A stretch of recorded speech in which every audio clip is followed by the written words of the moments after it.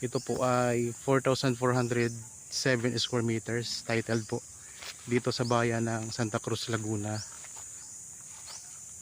Maraming mga tanim na prutas, lansones, mangga, langka, mga niyog, may mga saging. Meron din ting puno ng abukado. May boundary na pala yan sa may likuran. Diretso po yan, may mga barangay po dyan na sakop nitong Santa Cruz. Tapos mga kapraps, ito yung papasukan natin. Yan, kantuhan po yan mga kapraps, naka letter L po yan. So ito yung barangay road. Ito naman po yung kalsada papasok doon sa property. Tara, samahan niyo po ako. Yan, simentado naman po. Straight po yan pupunta doon mga kapraps. So ito yung ano, pag lumiko ka dito medyo mahirapan yung sasakyan. Kapag lalo na pag mahaba o malaki yung sasakyan mo, mahirapan dito pagliko mga kapraps. Letter L kasi yan pag ano, no, L. Pero pag mga medyo maliit lang na sasakyan, kayang kaya po. At saka kahit malaki po mga kapraps, ay ano mga kapraps, kaya namang ipasok basta't magaling lang po mag maneho yung may dala ng sasakyan. Okay, lakad tayo. Ngayon lalakarin muna natin kasi para makita nyo lang po yung dadaanan natin. Pero pasok naman po ang sasakyan mga kapraps.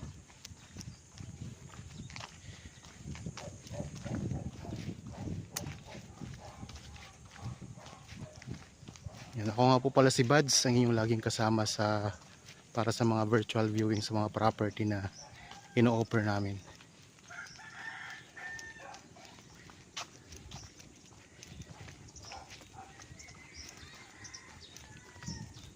Sementado po yan. Mayroon lang maliit na area na ano na hindi sementado. Pero maiksi lang din naman po mga katraps.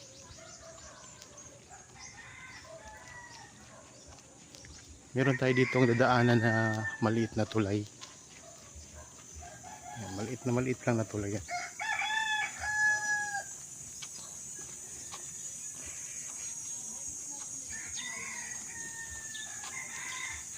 Tapos liliko tayo dito mga kapraps.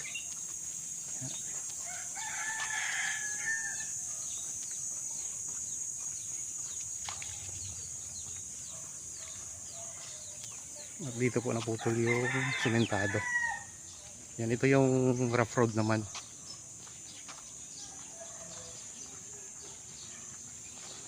So, ito yung mas maliit mga kapraps.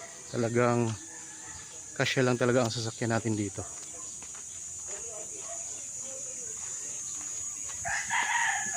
Nasa 3 meters 3 meters ang lapad, one way. Yan, may mga madadaanan tayong property din, mga farm plot din mga katraps.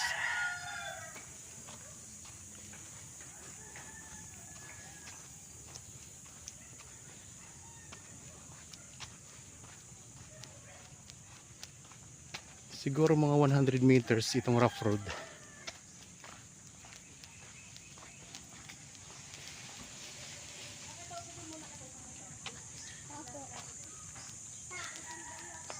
Yan, may kasama kami ngayong buyer mga kapraps.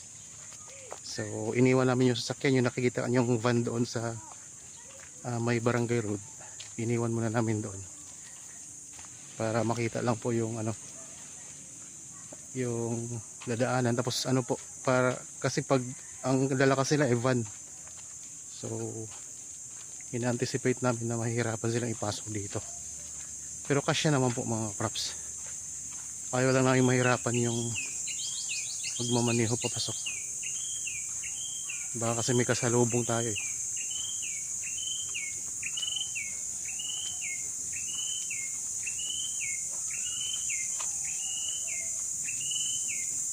Yan, malapit na tayo.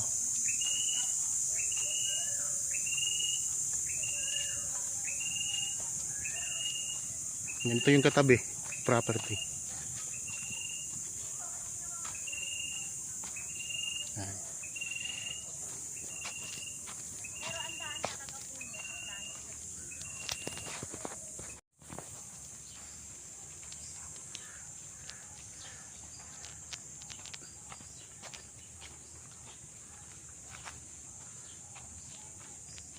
Yan, ito na po ang property mga kapraps. Yan, simula po dito. Ito na po yung boundary ng property. So pag ganito mga kapraps. Dito, ito sakop po ito, may kunting sakop dito mga kapraps ng property. Bali ang gagawin niyo po kung gusto niyo hindi dadaan tong right of way na to, pwedeng doon na lang po sa gilid kasi may irrigation po diyan. Doon po niyo ilalagay yung kalsada. Pwede niyo ilipat doon mga kapraps yung right of way. Ito yung kabuuan ng property. 4,407 square meters.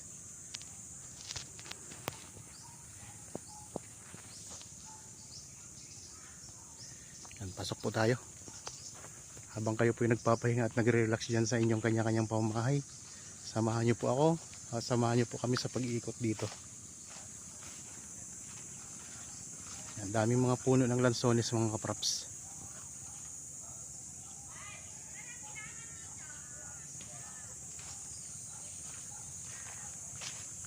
Ito yung meron tayo ditong puno ng langka, puno ng mangga, mga saging. Yan, may bakod na po yung katabing property mga kapraps.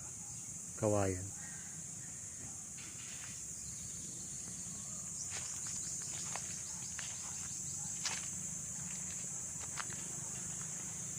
Yan, dito may nakatayo dati na kubo. So inalis na po yung kubo mga kapraps.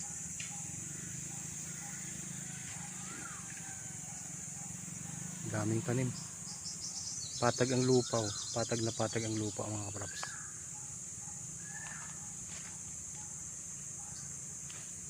Tapos sa likod na bahagi nito meron tayong mga mountain views, tapos may katabi tayong palayan.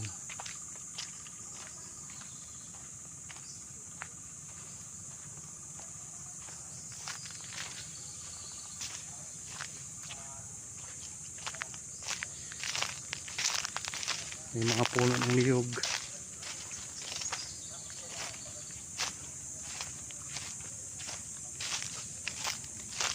Meron din naman tayo ditong katabi mga kapaps. Ayan o. Meron ditong bahay na katabi tayo.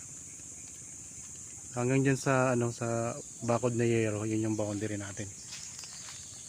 Tapos dito sa likuran, ayan, yun na po ang part ng likuran. Tapos dito mga kapraps, ikot ko lang ang camera.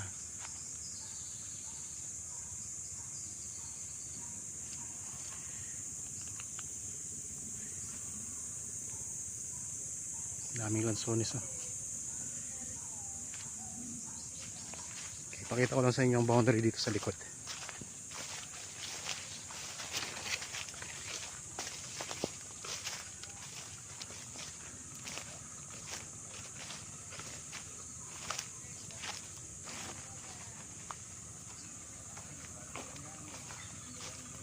Yan, ito na yung pinakalikod mga kapraps.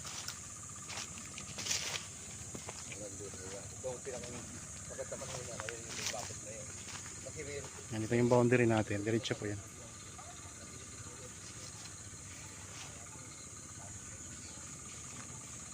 Yan, ito yung view natin mga kapraps. Medyo maulap. May mga mountain view tayong matatanaw dyan eh. Meron ditong irrigation na maliit sa likod. Ito.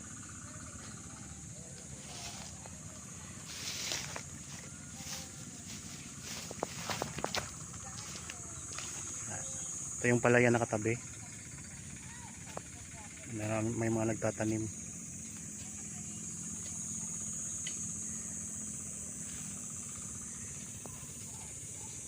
Ito yung bahay na katabi. Ito ang property mga kapraps.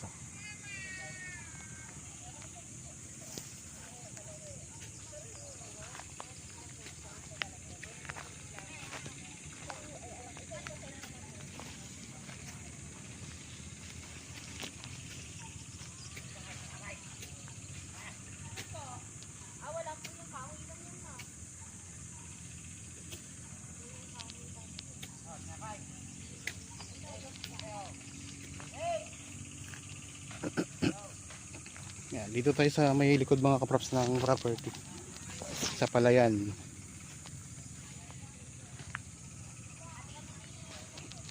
May mga nag-ano dito, nagtatanim.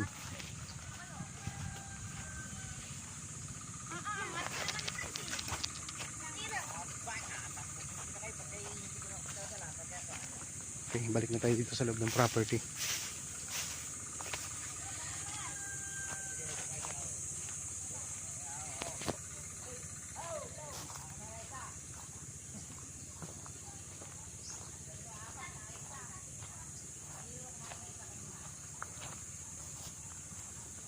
So kung interested po kayo mga kaprops, pwede kayong magpa-schedule sa amin ng actual viewing para makita nyo po ito ng personal.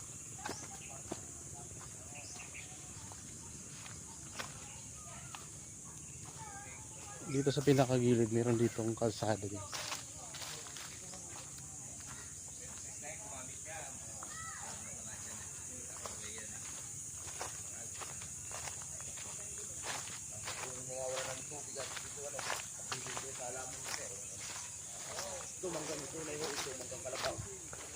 Yan, yung mga iba-ibang puno mga kaprops. Hanggang kalabaw.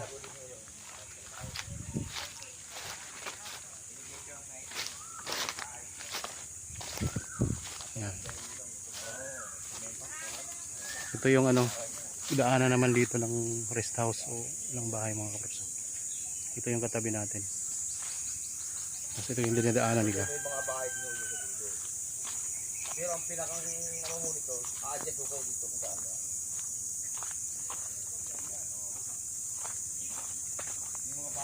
Meron na ditong access ng kuryente at saka tubig mga kaprops.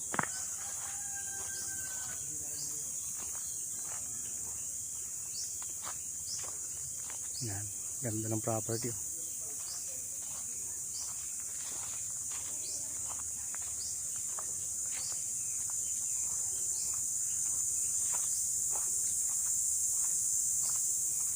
Yan, ito na yung kalsada palabas na uli mga kaprops. Papunta doon sa pinanggalingan natin kanina.